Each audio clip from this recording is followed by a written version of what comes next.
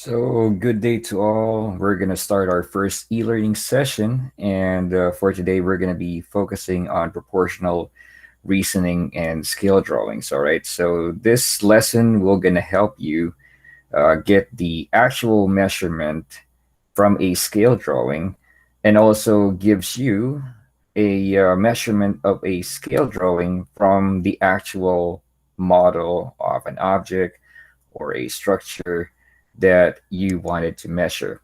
So without further ado, I'm going to go ahead and start. Now, this lesson may seem to be intimidating because the name of the lesson is very long, but to tell you honestly, it's not. So I'm going to go ahead and start sharing my screen with you in a bit. Let me just make sure that I have it ready with me. Give me just one moment.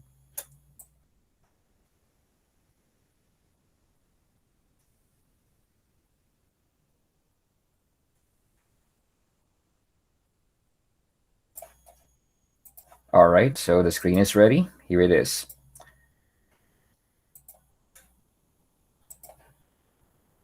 So let's look at the problem right here. It says a table below gives the dimensions of a sculpture and a scaled model of the sculpture. All right, so on the right is the sculpture in inches, while the other one is the actual model. So that means a 7-inch model is 42-inch of the actual sculpture. It could be in different measurement as well, but I'll show you what I mean by that, all right? So we are to find the scale factor of the model of the real sculpture. With this example that you're seeing right now, you only need to find the ratio, all right? Now, just to keep in mind, all right, we're going to follow the standards wherein all scale models should be in fraction form, all right? It should not be a whole number. What do I mean by that?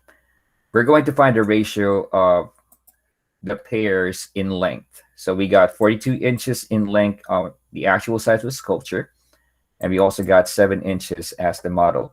So we're going to put that in ratio, and you know that ratio are represented by fraction. So I'll write down 7 and 42.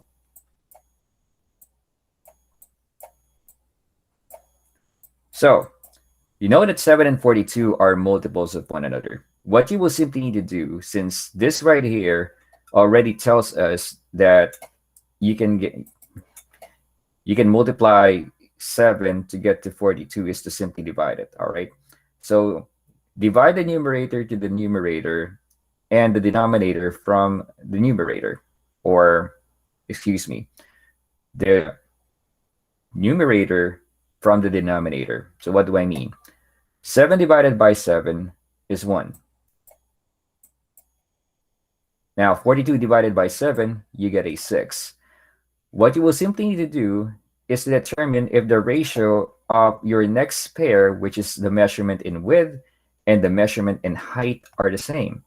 So I'm going to put the second pair, that is 5 and 30. 5 and 30 are multiples of one another. And if I divide numerator from the numerator, 5 divided by 5 is 1. And if I divide the denominator to the numerator, 30 divided by 5 is 6. So we already got the ratio for the width.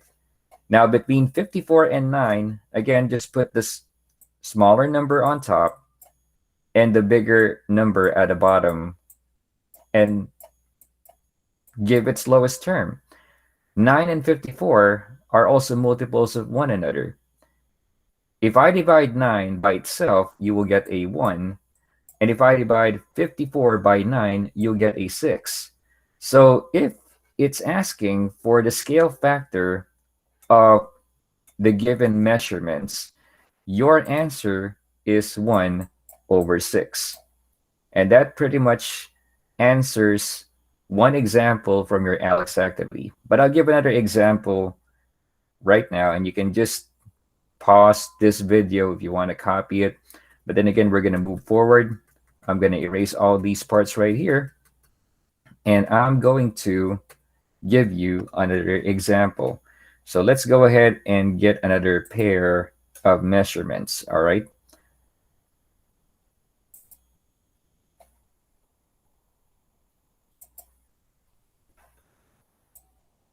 And here it is. Now, this one looks different, but we're still going to do the same thing, all right? We may not be able to divide the smaller unit or a smaller number to the bigger number, but we can actually find the least common multiples of it.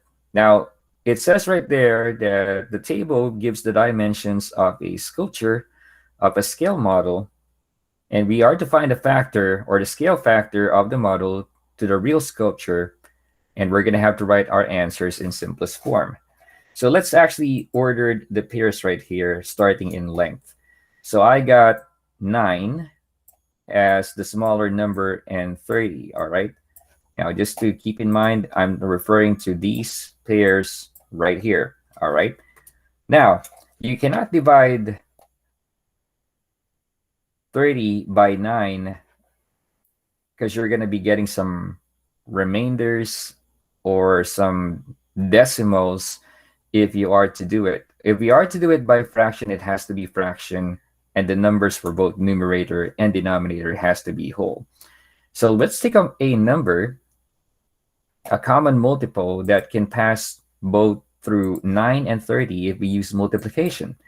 So 9 and 30 are both multiples of 3, all right? So if I divide, so let's mark it right here, all right? 30 and 9 are both multiples of 3. So I'm going to divide 9 by 3, and what I will get there is 3. So 9 divided by 3 is 3. And 30 divided by 3 is a 10. So we already got our first ratio. How about the width, all right? Keep in mind, these two pairs in lengths are multiples of 3. But it doesn't mean that 3 is a multiple of 20. I believe that you cannot use 3, multiply it, and you'll get a 20. You can get a 21, but not a 20. So we're going to have to think of a number that can pass to both 6 and 20. All right? 4 cannot go to 6 because 4 times 2 is already 8. That's huge. So we think of a smaller number than 3, and that will going to be the number 2. So if they are both multiples of 2, what you will simply need to do is to line up your pair that is 6 and 20. Again, smaller number on top, bigger number at the bottom. And if they are multiples of 2, if I divide 2 by 6, I will get a 3. And if I divide 20 by 2, you will get a 10.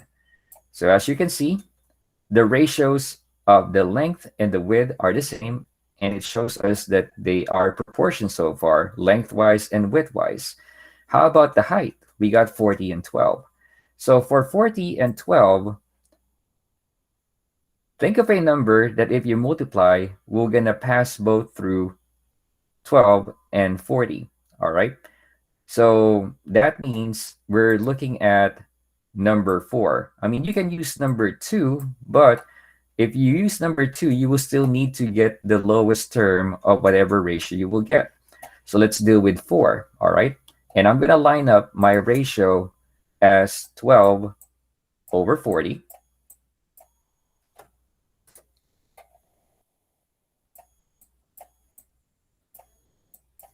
And I'm going to divide both pairs by the common multiple of 4. So 12 divided by 4, you'll get a 3. 40 divided by 4, you get 10. So that means the scale factor, all right, the scale factor of these given pairs in terms of length, width, and height is 3 over 10. Or let me just use a different ink just to label that this is your scale factor. All right. So just keep in mind, you might be getting that particular question on your activity. Make sure that you use the right method in finding the ratio of it. Now we're going to move on to my last example, and I'll be sharing a different screen for you. And here it is.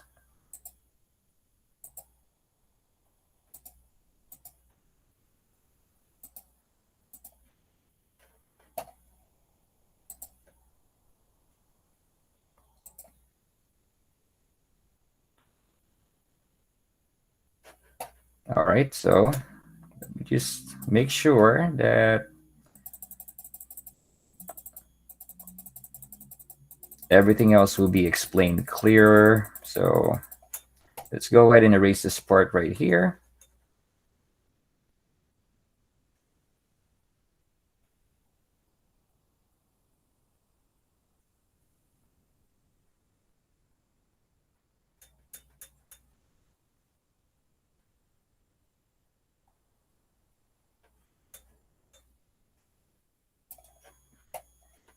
And let me re-upload the image so that we'll be able to know how to answer this type of question. All right, so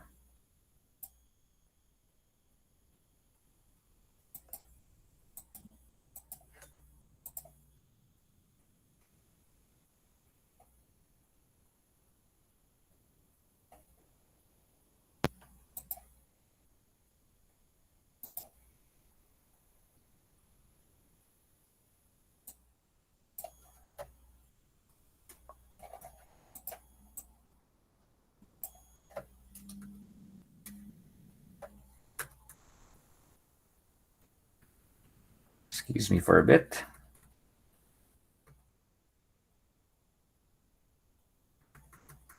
All right, so there it is. So on this example, we're going to find the length of the scale model, and it gives us the pair of measurement, all right? But let's read that particular example that you are reading at the moment. Let me just put a line here. Hope that this will be visible.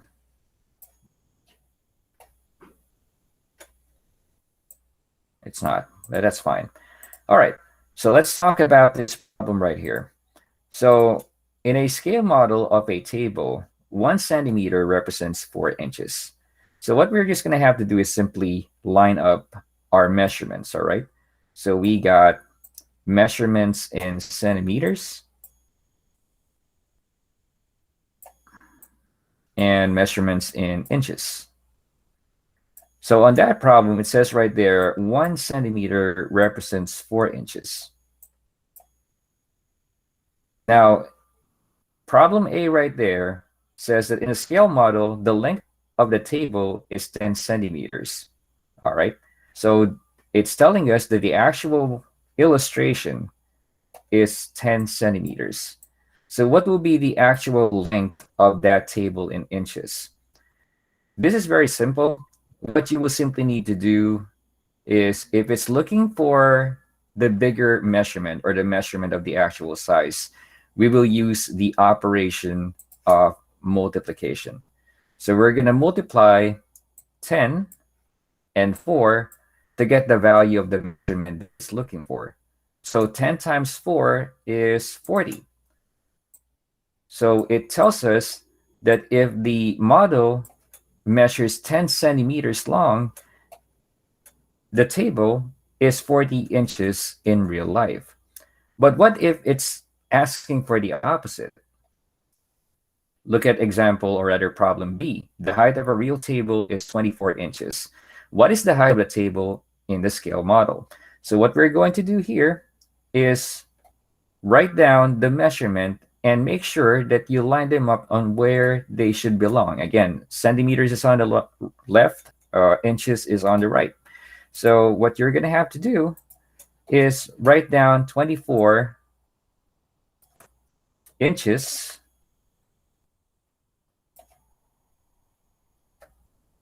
All right, just make sure that it will be fixed. So I'll write down 24 inches here. Now, to get to the smaller measurement, all right, if we multiply 10 to 4, we're going to do the opposite operation. We're going to divide 24. And we're going to divide it with the same number that is the measurement of 4. So 24 divided by 4, you get 6. So having said that, it's telling us that a 6 centimeter illustration of this table is equivalent to 24 inches of that table in real life. So keep in mind, all right, if the measurement is asking for the smaller unit, inches to centimeters, for instance, and you need to fill this column on the left, you divide the number. And whenever it's looking for a bigger unit, like centimeters to inches, or from a smaller unit to a bigger unit, you multiply numbers. Keep in mind of the number that you're going to be multiplying it from, all right? The number that you're going to be using to multiply it is the first number that will appear on the top right. And if you're going to be dividing a number, you're still going to be using the number that will appear on the top right, and that is this number right here. It could be any number, but this is just part of my example. So I hope that helps you answer Alex's activity.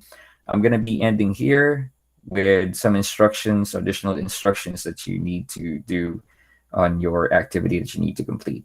Again, activities has to be turned in today, otherwise I'll mark it as missing and it will pull your grades down. So I'm going to end it right here. Thank you so much and enjoy the rest of your Friday.